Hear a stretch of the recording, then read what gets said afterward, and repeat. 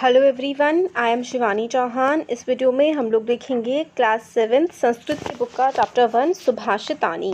ठीक है, इसका हम लोग हिंदी में मीनिंग समझेंगे। तो जो इतने भी श्लोक हैं सबका हिंदी का मतलब समझेंगे। तो ये जो देखिए पहला जो श्लोक है, इस श्लोक का मतलब है कि सुभाषितों का महत्व बताया गया है। सुभाषितानी, सुभाषित का मतलब होता है मधुर वचन।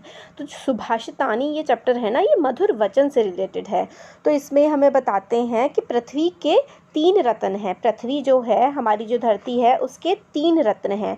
एक तो हमारा क्या है, एक हमारा जल है, दूसरा क्या है, दूसरा हमारा अन्न है, हमारा जो खाना है वो, और तीसरा क्या है, सुभाषितानी यानी कि मधुर वचन। मूर्ख व्यक्ति जो है वो हीरा, पन्ना आदि पत्थरों के टुकड़ों को रत्न समझते हैं। मतलब जो पृथ्वी है, हमारी धरती है, इसके केवल 3 रत्न हैं। और वो 3 रत्न कौन कौन से हैं?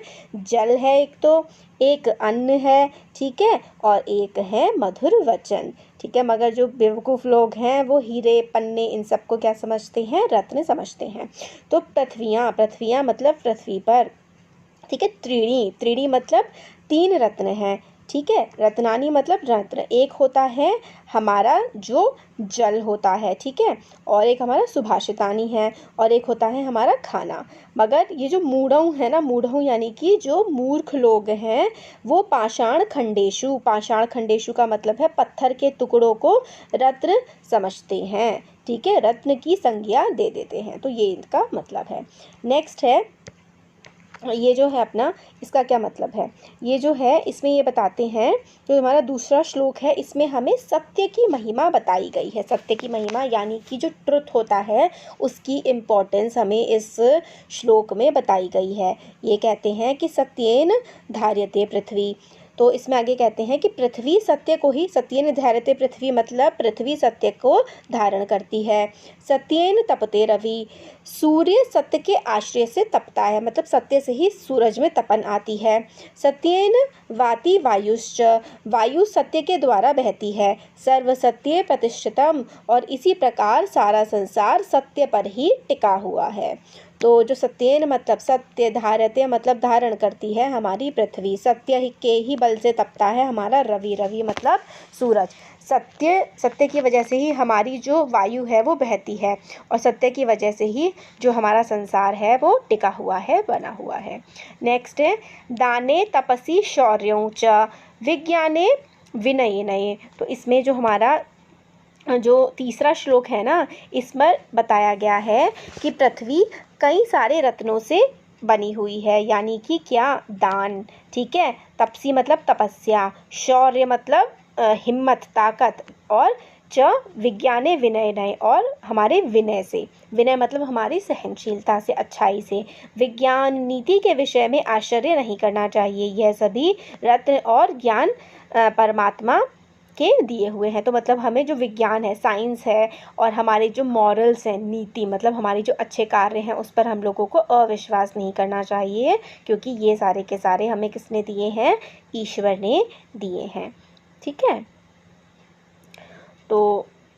तो ज्ञान हो गया, तपस्या हो गई, बल हो गई, विज्ञान हो गया, इन सब पे हम लोगों को क्या करना चाहिए? विश्वास करना चाहिए। ये नीति के विषय होते हैं, ठीक है, और इन पर हम लोगों को मतलब डिस्ट्रस्ट नहीं करना चाहिए। ये सब तो हम लोगों को एक तरह से क्या होती है, ये सभी रत्न और ज्ञान परमात्मा हम लोगों को देते हैं, ईश्वर देते हैं। नेक्स्ट है, ये देखिए,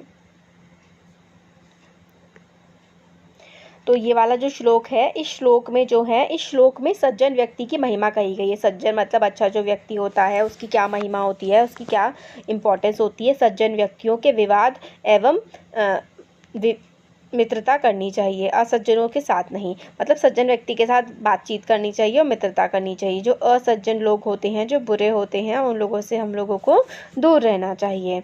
तो ठीक है, वही बताया गया है कि हमेशा हमें सज्जनों के साथ रहना चाहिए, और जो दुर्जन है, जो बुरा इंसान है, उससे हमें क्या करना चाहिए? उससे हम लोगों को दूर ही रहना चाहिए। तो आसीत का मतलब होता है बैठना चाहिए, कुर्वीत का मतलब होता है यहाँ पर करना चाहिए, और संगीतम जो है वो साथ रहना चाहिए, ठीक है। तो ये बताया गया है। अब ये वाला जो है, ये देखिए, धन धानस्य प्रयोगेषु विद्या। तो इसका क्या मतलब है? इसका हमारा मतलब इस श्लोक में ये कहा जाता है कि व्यक्ति को ज्ञान संग्रह के विषय में, आहार तथा व्यवहार के विषय में कभी भी संकोच नहीं करना चाहिए।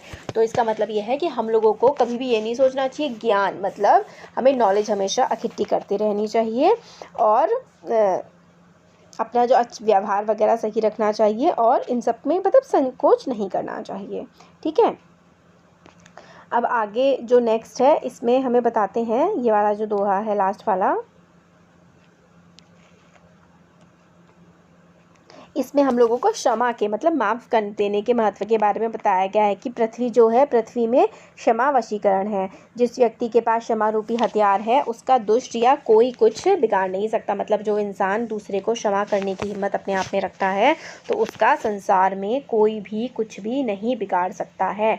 तो मतलब जो क्षमा है वही हमारा सबसे बड़ा रत्न होती है और वही हम लोगों को चीज़ों को सहन करने की और ज़िंदगी में आगे बढ़ने की शक्ति देती है।